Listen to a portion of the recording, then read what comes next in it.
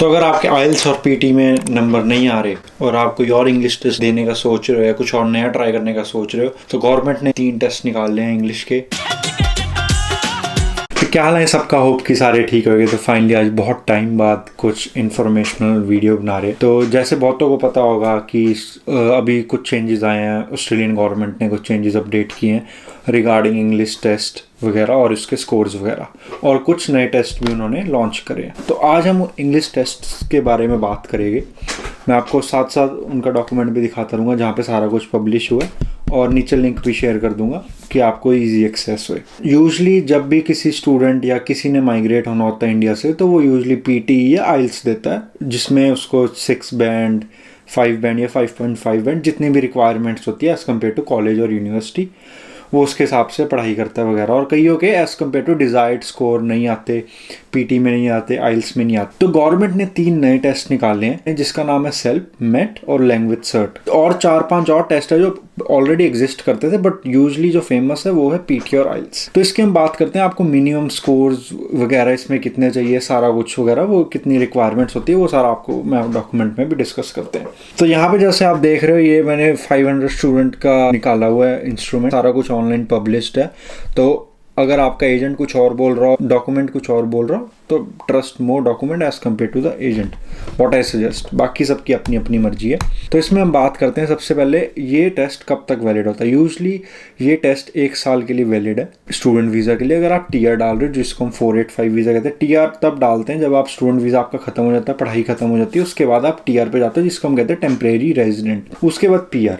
तो ये टीआर के लिए 2 साल के लिए वैलिड है, पीआर के लिए 3 साल के लिए वैलिड है। सेम टेस्ट 1, 2, 3 साल अलग अलग वेरिएशंस ईयर के लिए वैलिड है। और जो ये इंग्लिश लैंग्वेज की रिक्वायरमेंट्स है, usually do not apply on the UK, Canadian और यूनाइटेड स्टेट्स ऑफ अमेरिका। जो सिटीजन है उस कंट्री के, उन पे नहीं वैलिड होते हैं टेस्ट। बाकी अलग अलग रिक्वायरमेंट होते हैं, वो आप इस डॉक्यूमेंट में थॉरली रीड कर सकते हो। तो अब हम बात करते हैं जो शेड्यूल 1 आप देख रहे हो, रिक्वायर्ड इंग्लिश टेस्ट स्कोर। तो सबसे पहले हम बात करते हैं C1 एडवांस की, जो कि ऑलरेडी पहले था but obviously not much famous.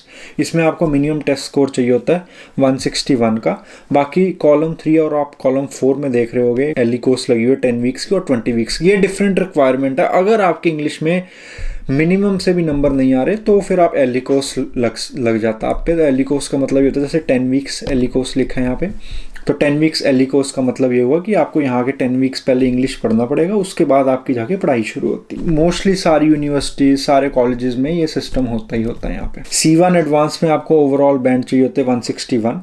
अगर हम सेल्फ पेप जर्नल की करें, जो कि नया टेस्ट है, उसमें आपको ओवरऑल बैंड स्कोर ऑफ 7 चाहिए। और आइल्स तो ऑलरेडी फेमस है, जिसमें आपको एवरेज बैंड स्कोर ऑफ 6 चाहिए, जो कि मोस्टली हर स्टूडेंट को पता ही है कि हमें 6 बैंड लाने। आइल्स जर्नल ट्रेनिंग भी, इसमें भी 6 बैंड चाहिए। तो 2 आइल्स होते हैं, दोनों के अलग अलग काम है कि आप किस चीज़ के लिए आप अप्लाई कर रहे हो, ऑस्ट्रेलिया या कनेडा जाने के लिए। अब लैंग्वेज सर्ट अकेडमी में हम बात करेंगे, उसमें है ओवरऑल बैंड स्कोर ऑफ 61। अगर हम मेट की बात करें, जो नया है, overall band score of 53। OET I think is usually for the medical line के लिए होता है ये, if I am not wrong. Overall score of 1210 चाहिए होता है इसमें।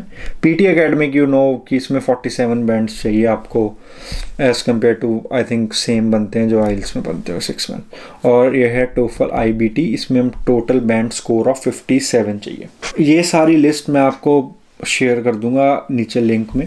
आई थिंक ये किसी ने अभी पेपर नहीं दिया, ना मेरे नोन में ना किसी और ने, क्योंकि मैंने ऑनलाइन देखे नहीं अभी इनके रिव्यूज़ कि ये पेपर में होता क्या है, कैसे इंग्लिश, किस लेवल की इंग्लिश है इन पेपर्स में, सारा कुछ फिर भी थॉरली डिस्कस करेंगे जब भी हमें मौका मिला या पेपर देने का, या हमने किसी ने मेरे नोन ने पेपर दिया हो। तो अभी तक ये चेंजेस आए हैं। बाकी स्कोर में भी चेंजेस आए हैं।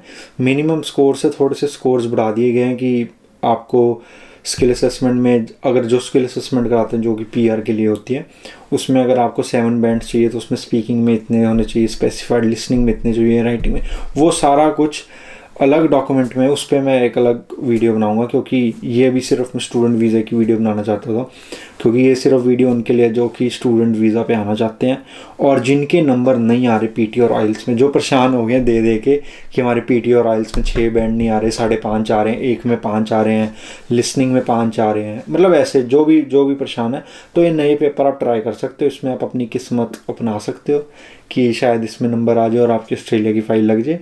बाकी ऑल द बेस्ट है। बाकी एट द एंड मैं यही कहना चाहता हूँ कि एजेंट से ज़्यादा डॉक्यूमेंट्स पे ट्रस्ट करना, क्योंकि मेरे को बहुत सारे मैसेजेस ये वगैरह आते रहते हैं कि भाई मेरे एजेंट ने ये कहा तो ये सच है कि झूठ है।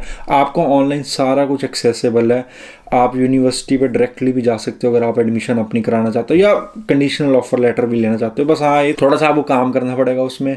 एजेंट में है कि आप बस पैसे देते हो और सारा काम वो कर देता है, तो आपको ईजी लगता है। और अगली वीडियो में ये डिस्कस करते हैं कि जैसे कोई स्टूडेंट्स होते हैं उनको 5.5 बैंड्स आ रहे हैं, 6 बैंड्स आ रहे हैं, 1 में कम है, तो उसका क्या पाथवे है। अगर आपको डायरेक्टली डिग्री में नई एडमिशन मिल रही इंस्टेड ऑफ, उसका क्या पाथवे, उसकी भी एक लिस्ट निकाली है गवर्नमेंट ने, वो भी अगली वीडियो में आपसे शेयर करते हैं।